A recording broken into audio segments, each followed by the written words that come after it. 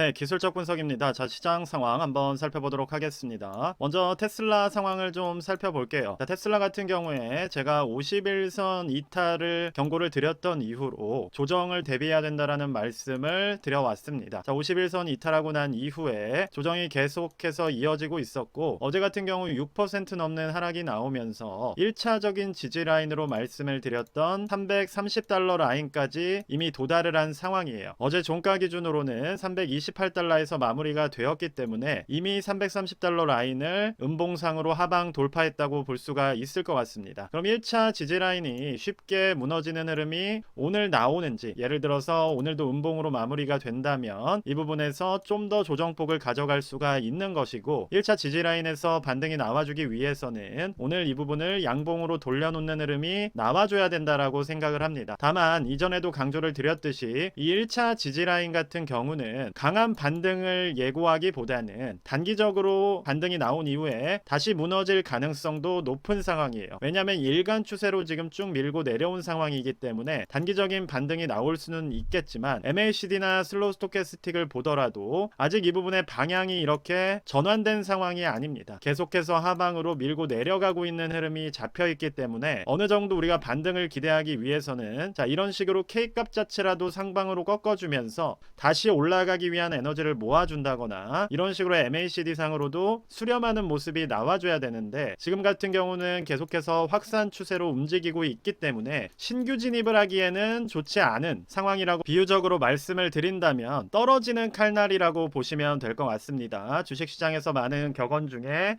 떨어지는 칼날은 잡는 게 아니라는 말씀이 있는데, 그거 같은 경우가 바로 이렇게 추세상으로 확산하는 시점에서는 물을 타는 게 아니라는 말을 비유해서 설명하는 것이기 때문에 지금은 추세상으로 어떤 이런 지지라던가 방향 전환이 나온 부분이 아니기 때문에 여기서 추가적인 자금을 투입하는 것보다는 1차적인 지지라인이 종가 기준으로 어느 정도 무너져 내렸고 오늘도 반등이 나오지 않는다면 그때는 2차 지지라인까지 하방을 열어두고 접근하시는 게 맞을 것 같아요. 저 같은 경우는 1차 지지라인에서는 20%의 자금만 투입을 하라고 말씀을 드렸고, 지지가 나오더라도 그게 아니라 이 부분이 붕괴가 되게 된다면 2차적인 지지라인이 280달러 라인까지는 기다리셔야 된다라는 말씀을 드렸습니다. 실질적으로 오늘 이 부분이 돌파가 되게 되면 280달러 라인, 즉 201선 지지라인이 있는 곳까지는 조정이 이어질 가능성이 높기 때문에 오히려 자금을 모아두신 상황에서 2차 지지라인에서 어느 정도 떨어지는 충격이 잦아드는지를 확인하시는 게 중요할 것 같아요. 그럼 일간으로도 지금 확산 추세에 있고, 테슬라 같은 경우는 좀 더 오랫동안 기다릴 수도 있는 부분은 어떤 것이냐면, 주봉이라는 장기적인 시계열로 보았을 때도 지금 막 떨어지기 시작한 흐름이에요. 이 추세를 어느 정도라도 돌려주는 움직임이 나온다거나 아니면 이렇게 바닥을 치는 모습이 나와야 되기 때문에 지금 슬로우 스토캐스틱상 K값 자체가 30 가까이 떨어진 상황이긴 하지만 이 부분이 최소한 방향을 돌려주면서 D값과 함께 상방을 향해주는 흐름이 잡혔을 때 우리가 장기적으로 보유할 수 있는 타이밍이 될 수가 있는 것이기 때문에 벌써부터 자금을 투입하면서 저점이라는 생각을 가지기보다는 조정이 진행될 가능성이 있고 이후에는 이렇게 시계열상의 조정이 나올 가능성도 있어서 두 가지 가능성에 대해 모두 염두를 해두시면서 급하게 마음을 가져가시기보다는 조금 더 장기적인 안목으로 저렴한 가격에 매수를 하겠다라는 자세로 테슬라 같은 경우를 접근을 해주시는 게 필요한 전략이라고 말씀드릴 수가 있을 것 같아요. 특히나 우리가 월봉이라는 시계열로 보게 된다면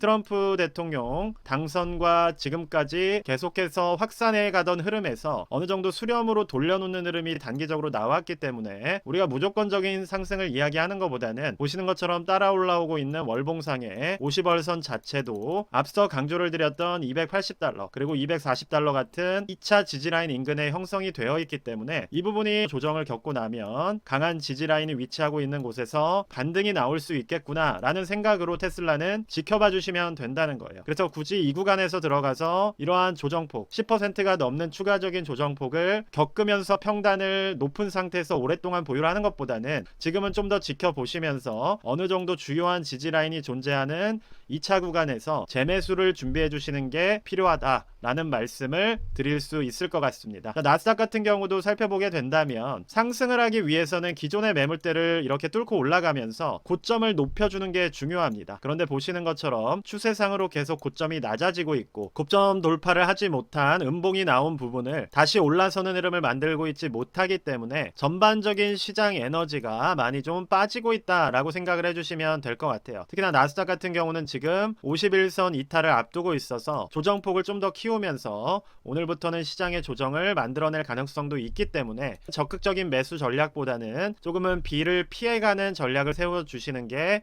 필요한 시기라고 볼 수 있을 것 같습니다. 자, 주봉으로 보더라도 이 부분에서 상당히 오랫동안 상방에 머물고 있어서 과거 사례를 살펴보더라도 우리가 계속해서 상승을 만들기 위해서는 고점 부분을 높여가면서 돌파가 나와줘야 되는 부분인데, 예를 들어 이렇게 무너지더라도 다시 고점을 올려가면서 이렇게 W자를 만드는 모습이 나와줘야 되는 상황에서 계속해서 고점에 5, 6주 가까이 머물고 있는 모습이기 때문에 이거는 이전처럼 이렇게 하락을 만들어내는 오히려 하나의 하방 신호로 볼 가능성이 좀 더 높을 것 같습니다. 그 부분을 고려를 해주시면서 지금은 나스닥이나 S&P 500 모두 어느 정도 에너지가 고점에서 많이 진행이 되었고 언제든 조정이 추가적으로 나올 수 있는 것을 대비해 주시면 될 것 같아요. 자, 반도체 섹터 같은 경우도 조금 어제 반등이 나오긴 했지만 긍정적인 구간은 아닙니다. 계속해서 말씀을 드렸던 부분이 최소한 우리가 51선 정도는 돌파를 해주는 흐름이 나와야 되고 200일선과 51선을 골든크로스를 만들어주면서 이 위쪽에서 움직이는 흐름이 잡혀야 된다라는 말씀을 드리고 있는데 지금 거의 2주 가까이 51선 저항 라인을 넘어서지를 못하고 있어요. 이 말은 상방 돌파를 만들어낼 수급 자체가 많이 들어오고 있지 않다라는 것이고 에너지 자체가 상당히 떨어져 있다라고 볼 수가 있을 것 같아요. 이 부분을 지금 어느 정도 51선 같은 경우는 이렇게 이전에도 여러 번 돌파하는 흐름이 나왔었는데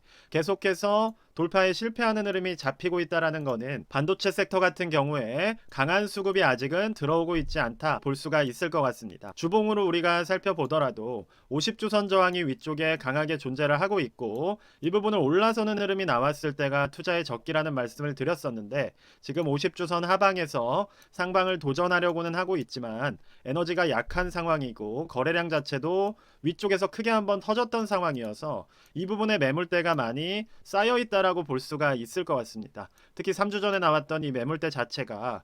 지금의 가격 위치 인근에서 많이 잡혀 있고 캔들 자체의 윗꼬리 아랫꼬리가 지금 위치하고 있는 이 가격대 위아래 쪽으로 많은 매물대를 흡수한 모양새여서 이 부분을 돌파하기 위해서는 위아래 인근에 있는 매물대들을 모두 흡수를 해야 상방을 노릴 수 있다는 점에서 지금 당장 우리가 배팅하기에는 위험한 구간이라고, 특히나 이제 하방으로 200주선 지지라인 자체도 이격도를 많이 벌려놓은 상황이어서 이 부분이 조정이 나오게 됐을 때는 큰 폭의 조정으로 이어질 수 있다는 점을 생각을 해주신다면 급격하게 여기서 매수를 들어갈 이유는 없다고 보실 수 있을 것 같아요. 특히나 200주선까지 조정을 받게 된다면 이 부분이 15% 가까운 낙폭을 만들 거라는 말씀을 드렸었는데, 자, 이 부분을 3배 레버리지로 우리가 살펴보게 된다면 거의 45% 가까운 조정폭이 되기 때문에, 자, 50% 가까운 손해라는 거는 수익을 복구하기가 상당히 어려워진다라는 점이고 100% 수익률을 만들지 않으면 회복하기 어려운 상황이 될 수가 있어서 그런 부분들을 우리가 생각을 한다면 지금 이 위치에서는 어느 정도의 현금을 확보해 두면서 리스크를 낮추는 전략이 필요한 구간이라고 봐주시면 될 것 같습니다. 그래서 전반적인 지수 그리고 앞서 말씀드렸던 테슬라라는 개별주를 살펴보더라도 조정의 움직임을 계속해서 가져가고 있는 모습이고, 이전의 대장주라고도 설명드렸던 엔비디아를 우리가 또 살펴보게 된다면